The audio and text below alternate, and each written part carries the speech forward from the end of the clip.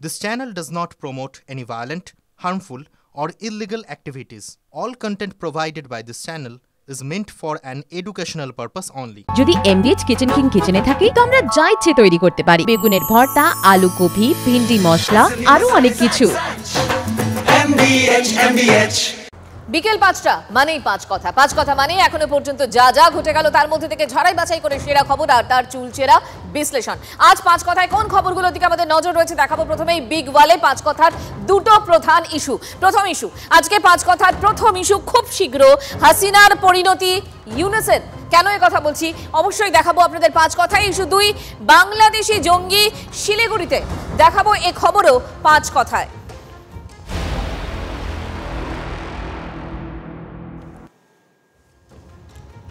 যেমনটা বলছিলাম পাঁচ কথার শুরুতেই বাংলাদেশের খবর দেব, বড় আপডেট সেখানে। মোহাম্মদ ইউনুসের সময় কি তাহলে ঘনিয়ে এসেছে? আজ ঢাকায় নয়া পল্টনে বিএনপির ৩ সংগঠনের সমাবেশের ভিড় দেখে কি কেঁপে উঠেছেন প্রধান উপদেষ্টা? ৩ দিন আগে শাহবাগে বাংলাদেশের আন্দোলনের আতুর ঘরে মার্চ ফর ইউনুস হয়েছিল। ইউনুসের নামে মিছিল, তাতেও ভিড় হয়নি।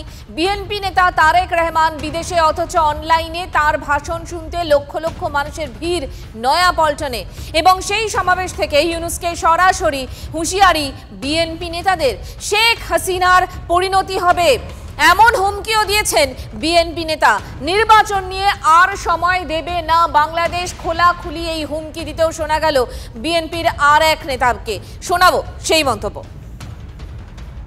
যারা এখন মধ্যবর্তী সরকারে রয়েছেন, আপনাদের দায়িত্ব হচ্ছে একটি স্বচ্ছ গ্রহণযোগ্য নির্বাচন করা। আজকে দেখছি নির্বাচনকে সংস্কারের মুখোমুখি দাঁড় করানো হয়েছে। আমরা বলতে চাই, সময় ক্ষেপণ করার মতো সময় বাংলাদেশের মানুষের হাতে নেই। আশা করি আপনাদের শুভবুদ্ধির উদয় হবে। হুঁশিয়ার করে বলছি, তারেক রহমানকে যদি বাংলাদেশের স্বাভাবিক রাজনীতি করতে না দেন, শেখ হাসিনার পরিণতি আপনাদেরকে ভোট করতে হবে। দীর্ঘসূত্রতা করছেন ইউনুস, এটাই মূল অভিযোগ। ৯ মাসের টাইমলাইন আপনাদের বলবো কিভাবে ভোট পিছোচ্ছে মোহাম্মদ ইউনুস, কিভাবেই বা খলনায়ক হয়ে উঠলেন তিনি। ৫ই অগস্ট ২০২৪ বাংলাদেশ ছাড়তে বাধ্য হন শেখ হাসিনা। এরপর ১৬ই অগস্ট ২০২৪ প্রধান উপদেষ্টা পদে শপথ নেন মোহাম্মদ ইউনুস এবং ৯ মাস ধরে জাতীয় নির্বাচন পিছিয়ে চলেছে অন্তর্বর্তী সরকার। সংস্কারকে ঢাল করে নির্বাচন পিছোচ্ছেন মোহাম্মদ ইউনুস। সংস্কার নিয়ে প্রথমে ৬টি কমিশন, এখন জাতীয় কমিশন তৈরি ইউনুসের। আর ডিসেম্বর থেকে জুনের মধ্যে জাতীয় নির্বাচন বলেছেন ইউনুস, যদিও কোনো সুনির্দিষ্ট তারিখ জানায়নি অন্তর্বর্তী সরকার। ডিসেম্বরের মধ্যে নির্বাচন চাইছে প্রাক্তন প্রধানমন্ত্রী খালেদা জিয়ার বিএনপি এবং ডিসেম্বরে নির্বাচন হওয়া উচিত বলেছেন বাংলাদেশের সেনা প্রধানও। নির্বাচন নিয়ে সেনাবাহিনীর সঙ্গে বৈঠক জামাতেরও। একমাত্র ইউনুসপন্থী জাতীয় নাগরিক পার্টি সংস্কারের পক্ষে গলা মেলাচ্ছে। আওয়ামী লীগকে নির্বাচনের বাইরে রাখতে রেজিস্ট্রেশন বাতিল করেছেন মোহাম্মদ ইউনুস, কিন্তু শেষ পর্যন্ত নিজের গদি, যেটা তিনি সবথেকে বেশি ভালোবাসেন, সেটা টিকিয়ে রাখতে পারবেন তো? বুঝে নেওয়ার চেষ্টা করব। এই মুহূর্তে নিউজ রুমে রয়েছেন আমাদের পলিটিক্যাল এডিটর অনির্বাণ সিনহা। অনির্বাণ, যে প্রশ্নটা আমি তুললাম, আসলে এই মুহূর্তে এই প্রশ্নটাই সবার মধ্যেই দানা বাঁধছে যে মোহাম্মদ ইউনুস গত ৯ মাস ধরে যেভাবে একটা গণতান্ত্রিক দেশে ভোট হওয়াটা উচিত এবং ভোট সাধারণ মানুষ দেবেন এবং নির্বাচিত হবে সরকার, সেটাই তো একটা পদ্ধতি হওয়া উচিত, কিন্তু সেটা হতে দিচ্ছেন না। পারবেন নিজের গদি টিকিয়ে রাখতে? আজকে ছাত্র সমাবেশের যে চেহারা মঞ্জিরা, সেটার দিকে যদি আমরা তাকাই, দেখো ইউনুস এসছিলেন কিন্তু একটা ছাত্র বিক্ষোভের মধ্য দিয়ে আয়োজিত একটা বিরাট দেশ জুড়া অভ্যুত্থানের মধ্যে দিয়ে। সেই অভ্যুত্থানের পিছনে ঠিক কোন ধরনের শক্তি কাজ করেছে, সেই শক্তিকে কারা অর্থ জুগিয়েছে, তার অনেক কিছু এখন প্রকাশ্যে চলে এসছে। তার মধ্যে বিদেশি শক্তির হাত ছিল, বিশেষ করে আমেরিকার হাত ছিল, জামাতের মতো সন্ত্রাসবাদী গোষ্ঠীগুলোর হাত ছিল, তার থেকেও খারাপ একেবারে সরাসরি আল কায়দার মদতপুষ্ট সন্ত্রাসবাদী জঙ্গি গোষ্ঠীগুলোর হাত ছিল। এগুলো এখন দিনের আলোর মতো স্পষ্ট পরিষ্কার। কিন্তু ইউনুসের বিদায়টাও কি সেই ছাত্র বিক্ষোভের হাত দিয়েই হতে চলেছে? অর্থাৎ যাদের হাত ধরে একসময় এসছিলেন, তাদের হাত ধরে না হলেও সেই ধরনের আন্দোলনের মধ্যে দিয়ে ইউনুসকে বিদায় নিতে হবে। এসছিলেন যাদের হাত ধরে, তাদের ডাকা ছাত্র সমাবেশ কিন্তু কয়েকদিন আগে আমরা দেখেছি। সেই সমাবেশে ডাকটা ছিল মার্চ ফর ইউনুস। সেই মার্চ ফর ইউনুস আমরা দেখেছি আসলে ঠিক গুটি কয়েক মানুষ ছাড়া গুটি কয়েক ছাত্র এবং তার থেকেও বোধহয় কম সংখ্যক সাধারণ মানুষ, তাদের উপস্থিতি। আর আজকে বিএনপির এই ছাত্র সমাবেশে যে বিপুল উপস্থিতি ঢাকার পল্টনে, তা কিন্তু, এবং এই সমাবেশ এখনো চলছে, সেটা কিন্তু বারবার প্রমাণ করছে দেশ জোড়া ছাত্রদের যে সমর্থন একসময় ইউনূসের সঙ্গে ছিল, তার অধিকাংশটাই তিনি খুঁয়েছেন, বরং দেশ জোড়া ছাত্রদের বিরোধিতা। তাহলে তুমি যে ছাত্র আন্দোলনের বা যে ছবির কথা বলছো, সেই ক্ষেত্রে আমরা কি বলতে পারি যে ছাত্র আন্দোলনের ফল, যেভাবে আমরা দেখেছিলাম শেখ হাসিনা তাকে দেশ ছেড়ে চলে যেতে হয়েছিল, সেরকমই কি একটা ফল ইউনূসের ক্ষেত্রেও হতে পারে? কি মনে হয়? দেখো মঞ্জিরা, যেই মুহূর্তে বিরোধী থেকে কেউ সরকারের আসনে বসে পড়েন, শাসকের আসনে বসে পড়েন, সেই মুহূর্ত থেকে তার জনপ্রিয়তা কমতে শুরু করে। এটা বারবার পৃথিবীর ইতিহাসে প্রমাণিত হয়েছে। বাংলাদেশের ছাত্রদের যে আন্দোলনের মধ্যে দিয়ে ইউনূস ক্ষমতায় আসেন, সেই ছাত্ররাই কার্যত এখন ইউনূসের সরকারের অন্যতম অংশ। তাদের অনেকেই এখন উপদেষ্টা হয়ে বসেছেন এবং তাদের বিরুদ্ধে ব্যাপক আর্থিক দুর্নীতির অভিযোগ প্রত্যেক দিন সামনে আসছে, এমনকি যৌন হেনস্থার অভিযোগও সামনে আসছে। ঠিক সেই অবস্থায় দাঁড়িয়ে ছাত্ররা যেভাবে বাংলাদেশে ওই ছাত্রদের পক্ষে ছিলেন যারা হাসিনাকে দেশ ছাড়তে বাধ্য করেন আন্দোলন তৈরি করে, তারা কিন্তু এখন স্বাভাবিকভাবেই সরে গিয়েছেন অন্যদিকে। কোন দিকে? বিএনপির ছাত্র সমাবেশের আজকের চেহারাটা বোধহয় তার কিছুটা উত্তর দিচ্ছে। ফলে ইউনূস যত দ্রুত জনপ্রিয়তা হারাচ্ছেন, বিশেষ করে ছাত্রদের মধ্যে, ছাত্র সমাজের মধ্যে, এবং বাংলাদেশে ৭১ থেকে শুরু করে বা তারও আগে ভাষা আন্দোলন থেকে শুরু করে হাসিনার চলে যাওয়া পর্যন্ত, এবং আজকের এই ছাত্র আন্দোলনের চেহারা বারবার কিন্তু বাংলাদেশে প্রমাণ করেছে ছাত্র আন্দোলনই বাংলাদেশে বারবার রাজনৈতিক পট পরিবর্তন ঘটায়, বদল ঘটায়। সুতরাং এটা ইউনূসের জন্য খারাপ সংকেত। আমি ফিরছি তোমার কাছে অনির্বাণ। এদিকে ঔপনিবেশিক সরকার চলছে বাংলাদেশে, বড় অভিযোগ তুলেন বিএনপির স্থায়ী কমিটির সদস্য মির্জা আব্বাস। তার বক্তব্য একটু শোনাই আপনাদের। এই 9 মাসের কার্যক্রমে এই সরকারের কাছ থেকে আমরা কিছু পাই নাই, শুধু পেয়েছি অবজ্ঞা। এই দেশের মানুষকে এই দেশের সরকার, এই সরকার অবজ্ঞা করছে। একটু খেয়াল করে দেখবেন, এই সরকারের মধ্যে যারা আছে, আমি বলি এই সরকার একটি ঔপনিবেশিক সরকার।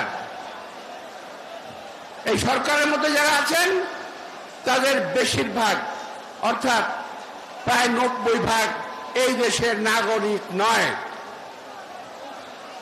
আন্দোলন করলে এই দেশের ছাত্র জনতা, আর কারে চেপে বসেছেন? ওনারা আমাদের ঘাড়ে চেপে বসেছেন। অনির্বাণের কাছে চলে যাই। অনির্বাণ, বিএনপির নেতা মির্জা আব্বাস তিনি বলছেন ঔপনিবেশিক সরকার, এবং এক্ষেত্রে আমেরিকার সঙ্গে সখ্য, এ কারণেই কি বিএনপির সুর এতটা চড়া হচ্ছে? এবং পাশাপাশি আমি যোগ করছি, এই মুহূর্তে ইউনূস জামানায় বাংলাদেশ সন্ত্রাসবাদীদের মুক্তাঞ্চল। অনির্বাণ, শুধু তাই নয়, সন্ত্রাসবাদীদের মুক্তাঞ্চল বলেই তাদের কাঁধে পা দিয়ে কিছুটা ভর করে, এবং অন্যান্য যে গোষ্ঠীগুলো আছে যারা বাংলাদেশে প্রকাশ্য রাজনীতি করে, সরাসরি সন্ত্রাসবাদী বলে চিহ্নিত নয় এমন ইসলামিক যে শক্তিগুলো আছে, তারা কিন্তু এই মুহূর্তে বাংলাদেশকে উত্তাল করে রেখেছে ইসরায়েলের সঙ্গে প্যালেস্তাইনের বা হামাসের যে গাজা সংঘর্ষ তাকে কেন্দ্র করে। এবং ঠিক সেই অবস্থায় ইউনূসকে এবং ইউনূসের সঙ্গী সাথীদেরকে এটা শুনতে হচ্ছে যে তাদের অনেকেরই টিকিটা বিদেশে বাধা আছে। খলিলুর রহমান, ইউনূসের জাতীয় নিরাপত্তা উপদেষ্টা, তিনি এবং তার গোটা পরিবারটাই তো আমেরিকান নাগরিক, এটা বাংলাদেশে বারবার উঠে আসছে আলোচনাতে, এবং তাকে অবিলম্বে সরানোর দাবি উঠছে। ঠিক সেই অবস্থায় দাঁড়িয়ে, অর্থাৎ দেশের ভিতরে যখন মার্কিন সাম্রাজ্যবাদের বিরোধিতা বাড়ছে, মার্কিন ঔপনিবেশিকতার বিরোধিতা বাড়ছে, সরাসরি মার্কিন সরকারের বিরোধিতা বাড়ছে, এবং সেই সূত্রে অর্থাৎ ইসরায়েল প্যালেস্তাইন বা ইসরায়েলের সঙ্গে হামাসের গাজাতে এই মুহূর্তে যে সংঘর্ষ চলছে, সেই সূত্রে আমেরিকা এবং ইসরায়েল প্রত্যেক দিন নতুন করে জনপ্রিয়তা হারাচ্ছে। ঠিক সেই সময় ইউনূসকে যদি কেউ দাগিয়ে দেয়, তার সরকারকে যদি কেউ দাগিয়ে দেয় ঔপনিবেশিক সরকার বলে, তাহলে, এবং তার সেই সময় ঠিক একই দিনে যদি এই বিপুল ছাত্র সমাবেশ দেখা যায়, তাহলে এটা কিন্তু বুঝতেই হবে বাংলাদেশের ছাত্র সমাজের মধ্যে এই ধারণাটা ক্রমশ দৃঢ়বদ্ধ হচ্ছে যে ইউনূস আসলে দেশের যে জনতা, যে ছাত্ররা পরিবর্তন চেয়েছিলেন, বদল চেয়েছিলেন, তাদের প্রতিনিধিত্ব করছেন না। মঞ্জিরা, অনির্বাণ, আপাতত তোমাকে ধন্যবাদ। এবং অনির্বাণ যে বিশ্লেষণ এই মুহূর্তে আমাদের সামনে করছিল, এবং আমরা যে কথা বলছিলাম, তাতে বাংলাদেশের দিকে আমাদের নজর রয়েছে। তার কারণ গত 9 মাস ধরে যেটা দেখা যাচ্ছে যে ইউনূস প্রশাসন কিন্তু কোনোভাবেই ভোট করেনি, এবং এই মুহূর্তে দাঁড়িয়ে বিএনপির তরফ থেকেও বারবার করে বলা হয়েছে, বিএনপি নেতা তিনি অবিলম্বে ভোটের কথা বলছেন, মোহাম্মদ ইউনূস তিনি কিন্তু কোনোভাবেই উচ্চবাচ্য করছেন না। কি বলা হচ্ছে বিএনপির তরফ থেকে, আরেকবার শোনাবো। গণতন্ত্রের পথ হচ্ছে নির্বাচন। গণতন্ত্রের পথ কি? গণতন্ত্রের পথ কি? তাই আজকে নির্বাচন নিয়ে হেরাফেরা করা চলবে না বন্ধুগণ। ওই সংস্কারের কথা বলে নির্বাচনের রোডম্যাপ পিছানো যাওয়ার কোন সুযোগ নাই। বিচারের কথা বলে রোডম্যাপ পিছানোর সুযোগ নাই।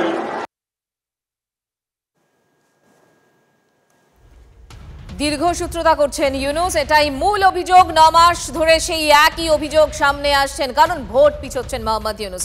কিভাবে তিনি খলনায়ক হয়ে উঠলেন একের পর এক ঘটনাগুলো সেটা প্রমাণ করছে।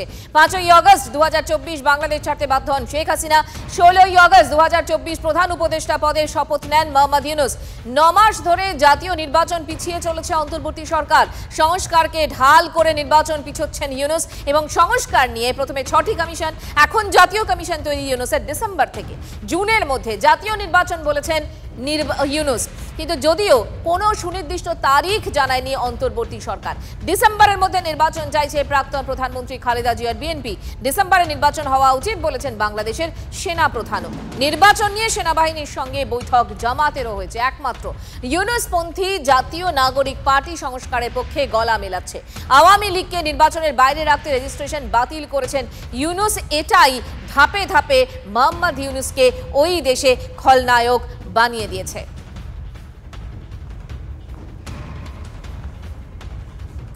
আসি পরের খবরে। উত্তরবঙ্গের ভারতীয় সেনা ক্যাম্পে নজর বাংলাদেশের। শিলিগুড়ি সেনা ছাউনির কাছে গ্রেফতার বাংলাদেশি। একদিকে ভারত পাকিস্তানের সংঘাত, অন্যদিকে বাংলাদেশে অচলাবস্থায় এপারে রীতিমতো মাথা ব্যথার কারণ হয়ে দাঁড়িয়েছে অনুপ্রবেশ। নদিয়া থেকে উত্তর 24 পরগনার সীমান্তবর্তী জেলাগুলিতে একের পর এক ধরা পড়ছে বাংলাদেশি।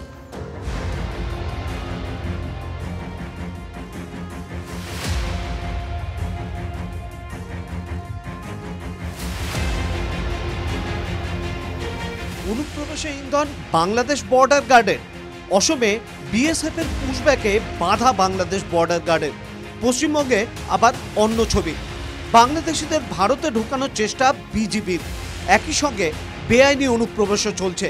গত কয়েকদিনে জেলায় জেলায় ধরা পড়ছেন একের পর এক বাংলাদেশি, যাদের কাছে প্রয়োজনীয় নথি নেই, বেআইনিভাবে ভারতে থাকছেন। উদ্বেগের কারণ আরও আছে। সেনা ক্যাম্পের আশেপাশে ঘোরাফেরা করছেন বাংলাদেশিরা। শিলিগুড়িতে সেনা ছাউনির কাছেই গ্রেপ্তার বাংলাদেশি। সেনাবাহিনীর ক্যাম্পের কাছে একজনকে ঘুরতে দেখে আটক করা হয়। জিজ্ঞাসাবাদেই ধরা পড়ে ওই ব্যক্তি বাংলাদেশি। ধৃত আজিজুল ইসলাম বরিশালের বাসিন্দা। ধৃতকে বাগডোগরা পুলিশের হাতে তুলে দেয় সেনাবাহিনী। চলতি মাসেই সেনা ছাউনি এলাকা থেকে গ্রেপ্তার হয়েছে 2 বাংলাদেশি। নদিয়ার হাঁসখালিতে জালে 5 বাংলাদেশি। উত্তর 24 পরগনার পানিহাটিতে বাংলাদেশি দম্পতি পাকড়াও। অনুপ্রবেশ নিয়ে ফের সুর চড়ালো বিজেপি। ভারতের বিরুদ্ধে বাংলাদেশ কি ব্যবহার করছে পাকিস্তান? কেন্দ্রীয় সরকারের প্রতিনিধি হিসেবে বিদেশের মাটিতে দাঁড়িয়ে এই দাবি করেন বিজেপির রাজ্যসভা সাংসদ। ভিত্তিটা সেই ভিত্তিতে তৃণমূল কংগ্রেসের প্রাধান্য থাকার কারণে তারাই এই ধরনের ভুয়ো শংসাপত্র জারি করবার মধ্যে দিয়ে অনুপ্রবেশকারীদেরকে ভারতবর্ষের যে বিভিন্ন তথ্য ডকুমেন্টস তৈরি করবার ক্ষেত্রে সহযোগিতা করছে। Border, an international porous border of more than 2200 kilometers. Now Pakistan is desperately trying to use Bangladesh as a launchpad for terrorism. Jalpaiguri Cooch Behar সীমান্ত দিয়ে বাংলাদেশিদের ভারতে ঢোকানোর চেষ্টা বিজিবির। বিএসএফ এর তৎপরতায় বানচাল হয় সেই ছক। মঙ্গলবার রাতে বিজিবির মদতে কোচবিহারের সিতাই সীমান্ত দিয়ে 13 জন বাংলাদেশি ভারতে অনুপ্রবেশের চেষ্টা করেন। বিএসএফ জওয়ানদের বাধায় তারা ফিরে যেতে বাধ্য হন। বাংলাদেশে ঢোকার চেষ্টা করলে বিজিবি ও স্থানীয়রা তাদের বাধা দেন। এর ফলে তারা নো ম্যানস ল্যান্ডে আটকে পড়েন। কোনোভাবেই তারা যেন ভারতীয় ভূখণ্ডে ঢুকতে না পারে সেজন্য এলাকায় কড়া নিরাপত্তা বেষ্টনী তৈরি করেছে বিএসএফ। এই ঘটনাগুলোই প্রশ্ন তুলে দিচ্ছে বাংলাদেশ প্রশাসনের অবস্থান নিয়ে। পুশব্যাক নিয়ে বাংলাদেশ সেনাবাহিনীর ডিজিএমও 2 দিন আগেই ভারতকে হুঁশিয়ারি দিয়েছিলেন। এক সুরে সরব হয়েছেন ইউনুস সরকারের স্বরাষ্ট্র উপদেষ্টা জাহাঙ্গীর আলম। সীমান্তে পুশিংয়ের সংখ্যা বেড়েছে, এই জন্য আমরা প্রতিবাদও করেছি। আমাদের বাংলাদেশি যেহেতু আমাদেরই ভাই, তাদের ক্ষেত্রে আমরা বলছি ভারতকে যে তোমরা প্রপার চ্যানেলে পাঠাও। পুশিন হতে থাকবে আর আমরা বসে থাকবো, এটা ভাবারও কোনো অবকাশ নেই। বিজিবি এটা নিয়ে কাজ করছে এবং সরকারের সংশ্লিষ্ট যারা আছেন তারা অবগত আছেন বিষয়টি নিয়ে। সেনাবাহিনী ইনভলভ হওয়ার দরকার হবে, সরকারের নির্দেশে নিশ্চয়ই সেনাবাহিনী সেটাতে যাবে। বাংলাদেশের বেকারত্ব চরমে, ব্যবসা বাণিজ্যের দফা রফা অবস্থা, তার মধ্যেই 13 লক্ষ রোহিঙ্গার বোঝা, যার সঙ্গে জুড়েছে ঘাড় ধরে তাড়ানো অবৈধ বাংলাদেশিরা। তাই একদিকে রোহিঙ্গা, আরেকদিকে ভারতের পুশব্যাকে স্যান্ডউইচ অবস্থা। আর সেই কারণেই কি নিজেদের লোককেও নিতে এত অনীহা বাংলাদেশের? Bureau report, TV9 Bangla. আরে কম দে কিন্তু খাঁটি দে, MDH কাশ্মীরি লাল লঙ্কার গুঁড়ো।